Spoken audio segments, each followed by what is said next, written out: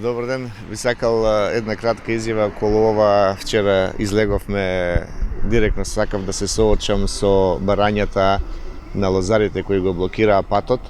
Од тој аспект можам да кажам дека веднаш по моето пристигнување, оние лозари кои навистина беа лозари, пристигнаа, пристапија, разговаравме со нив, се поздравивме, но на самиот настан можеше да се увидат протестот како беше поделен на две групи, односно лозарите кои пристапија, тоа беа 7-8 луѓе со кои што имавме разговор, ги запрашав за нивните барања, а на 15-20 метри од тука беше една друга група која што очигледно дека и самите искажаа дека партиска структура која ги поддржуваат лозарите за маката. Ова што сакам да го укажам дека нивното барање е отворено, значи Министерството и во континуитет работиме. Тоа е мојата обврска, тоа е мојата задача и мојата работа, да сите лозари, да сите земјоделци, вратата е отворена и сме спремни за разговор и за диалог. Она што сакам да го повторам е токму само со лозарите во последните 3 месеци сме во интензивна комуникација. Доаѓаат тука, излегуваме ние на терен.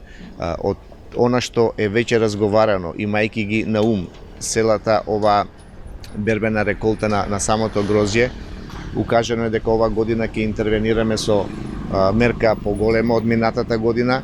Сакаме да ја дизајнираме заеднички, затоа што додека траеше бербата се соочувавме со еден сушен период во каде што имаме намалени и доста од приносите.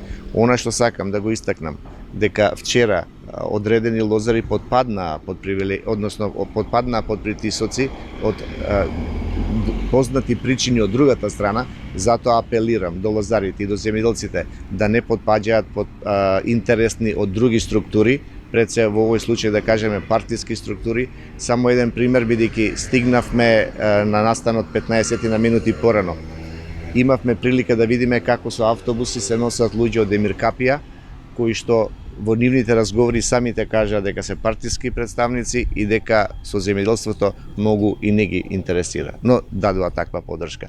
Она што би сакал да укажам, што ние работиме, само на почетокот на годината, значи се исплатија некаде 9 милиони евра на 15.000 лозари. Веднаш потоа, знаете во каква ситуација бевме, каде што за останатите долгови од 2014, 15 и 16 година од Повардарија и винаријата Стефани се исплатија 77 милиони денари. Изборуваме за она нешто интервентно, нешто е субвенција, туку основен долг кој што го имаа винарниците према лозарите. Тоа беа нивните барања, излеговме во пресред. Само пред 10 дена се исплати интервентната мерка од 1 денар, каде што на 2000 лозари се исплатија 66 милиони денари. Од директните плаќања и основните, ви сакал само да ги напоменам дека 20% кои што се зголемени за растителното производство во лозарството, каде што од 40.000 зголемено од 1 до 5 хектари, значи 38.000. Зелената нафта, иако беше кажано, можеби самите земјоделци беа дезинформирани од други околности, дека за лозарството најмногу се одвоени од зелената нафта, тоа е вкупно 2800 денари по хектар. Зборуваме за закон за вино, кој што е во постапка, каде што овозможуваме токму на земјоделците кои што искрено работат во лозарство, им даваме можност за мали винари, за да го растретиме токму пазарот и да самите земјоделци имаат пристап до пазар легално да го продаваат.